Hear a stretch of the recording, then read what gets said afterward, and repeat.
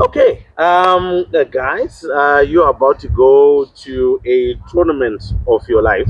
That's all of you, and it's obviously going to be something very important. It's the African Championships qualifiers for the under 21s. Obviously, both the men's as well as the women's side. But today we're talking about the men's side. And of course, starting off from the left, Prince Mwale, who will obviously be part of the technical team as a coach. Prince, always great to be speaking with you. Thanks, Drew. All right, and then we've got right in the middle, the lady who's doing all of the PR, the comms as well for this important trip, Tavha, Makamure. Thank you very much for joining us. Thanks, Drew. Thanks for having us. All right, and Emmanuel Mushosho, who's going to be coming through as a player representative. He's going to be part of the boys who are going to be out on the turf for doing it. So, Emmanuel, thanks once again for joining us. Thank you. All right. So first and foremost, I want to start off with you, Tavha, just to give us the background. What are these guys going to be doing for the nation of Zimbabwe, particularly on the hockey turf in Namibia? So we are going for the Junior Africa Cup in Namibia, which is the World Cup qualifiers.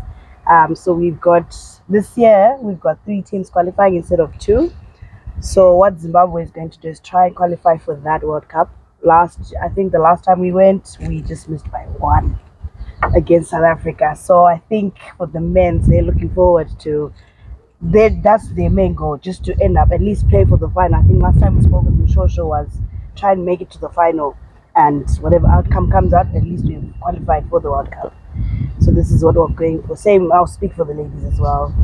Same thing, top 3, hopefully in the final, and despite the outcome, we've qualified. All right. So more importantly, as a technical team, Prince, you guys have been preparing, trying to get as ready as possible. How are you looking like right now? And have all the boys come into camp? Have they gelled? And basically, are we ready for this?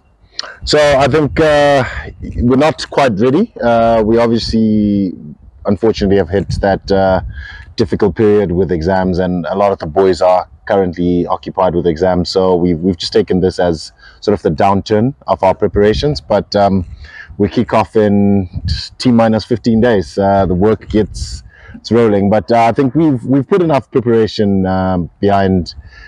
Through the year, because I think we started our program early, so we've started beginning of January. We kicked off, so the boys have been playing, they have been consistent, so they've just taken this time to go through exams. But we should get the boys in for camp, at least 90% of them, and then we should just clean up, and then we'll be ready. All right. Talk about the importance, and I think obviously Tavha spoke about that, but just talk about the importance, how important this would be. Not only for you guys as a technical team, but even for the boys to be able to make it to this World Cup and some of the opportunities that will be waiting for them there. No, I think it's I can't express enough. It's a life changer. It's the biggest stage in the world. For the boys, we haven't qualified for a World Cup since 1985. That's the last time any of our senior national men's have actually under 21s have been to a World Cup. So it's been long in the process. I think we've worked hard over the last decade trying to get the boys into shape. It's fierce competition for boys in Africa. So I think with the new developments in terms of turfs and the change obviously in mentality in the country, I think it needs to cap off what has been a good couple of years for Zimbabwe hockey, and I think it'll be brilliant for the boys to qualify and have this experience under their belts, and hopefully build on to build our national team from there. All right. So I pull you in, Emmanuel. You're the one who's going to be going on the turf. I mean, these two basically will just be out there cheering you on and telling you, get that right, run back, do this and that. But generally, how are you feeling about the preps that you've gone through and this exciting opportunity? Yeah, I think it's everyone's dream to get to represent the country, no matter whatever level. So I'm quite excited, and I think everyone in the team is excited. And it's a great opportunity. And I think preps have been going well. And definitely by December, we should be ready for a tournament to give our best and show everyone what we're made of. All right. So first, I want to go a little bit deeper with you, Emmanuel. I mean, there are many other sports that you could have picked. In Zimbabwe, we're a very sporting nation. We love to play everything, even though we're not necessarily good in everything. But what made you pick hockey, and what is the dream, the goal behind actually continuously pursuing hockey? I think me playing hockey started in grade 3. I played cricket, I played hockey, I played rugby, but I think the sport which I enjoyed the most was hockey, and it's continued to grow on me. Watching hockey play, watching players like Coach Prince, Coach Reds, it makes you also want to be able to reach that sort of level. And I enjoy playing the sport, and yeah, I look forward to the future. Yeah, big question. Watching him play, I mean, when was the last time he played? I mean, held a hockey stick. I've just come from a World Cup. I've just come from a World Cup. All right, considering that. Oh yes, it was a World Cup. Yeah. Over 35 men. But Yes, anyway, yes. still, it was obviously a good outing. But Tavha, I want to come back to you. Planning and putting all this stuff together is no mean feat, and we do know that sport in Zimbabwe in general is generally struggling to get the financing and the support in order to pursue that. I mean, how far have you been able to come, and maybe how far is left to go to ensure that the boys get everything that is necessary in order to be ready for this? Before I even go far, Carla has done majority of the work. Mrs. Jones has worked with every company that's been able to come and finance the teams.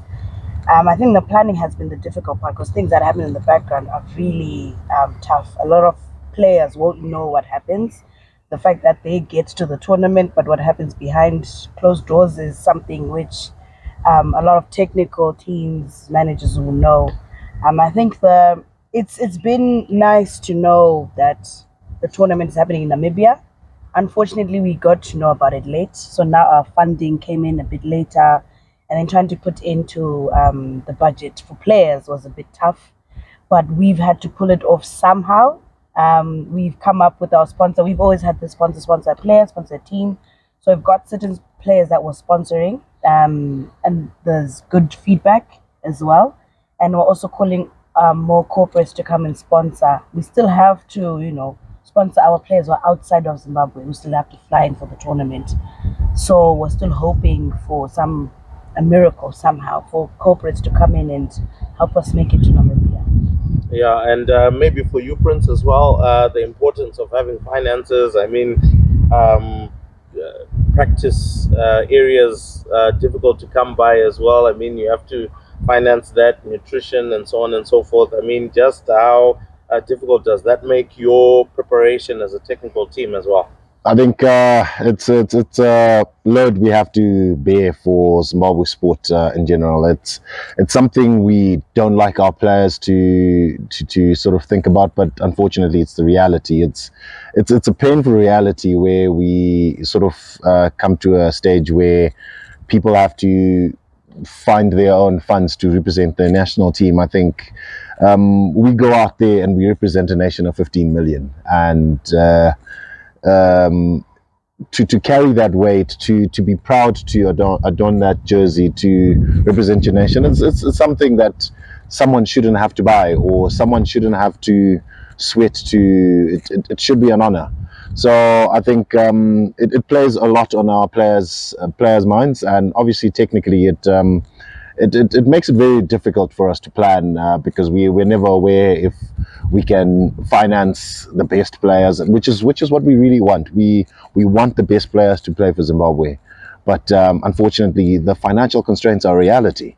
So yeah, it makes it hard to put all those pieces together: training, nutrition, and just the psyche of the players. It's something we don't talk about very often when we talk about sport, but by the time we get to the tournament, our players are carrying so much in terms of they know mums sacrificed 10 cows in the village to make sure they carry that sport. It's not a burden, I think, especially kids have to carry. And I just wish it was different. I wish we call out to corporates to come and assist as much as possible. Give these kids an opportunity. Give these kids an opportunity to represent their nation.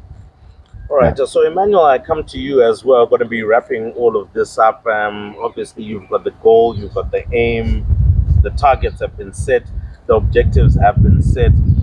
What kind of word do you have basically for the nation that will be following you once you go to these Africa qualifiers to go to the World Cup? What kind of words do you have of encouragement, of hope as well, so that they can back you all the way? I can speak for the whole team in saying that we will work hard from now. We will continue to work hard from now up until tournament to make sure that as a team we give our best and to make our country proud. I think, as I said earlier, it's a privilege to play for the country, represent the badge, and everyone wants to make everyone in this country proud. So we're going to do our best. I can promise that. All right, that's absolutely great. Well, obviously, time does elude us, but I'd love to thank you all for coming through to join us and just give us a little bit of insight as well as to some of the things that you're preparing for and going through, because that's what we are about when we are looking at sports. So thank you very much, Prince, for joining us. Thank you. All right, thank you very much, Tavha, as well, for pushing and urging these boys on, even though you're going to be by the sidelines and not on the turf. In as much as we would love you to be on the turf. And of course, Emmanuel, thank you very much for joining us, and we wish you the best of luck. Thank you. Thank you. Thank you, Ruth.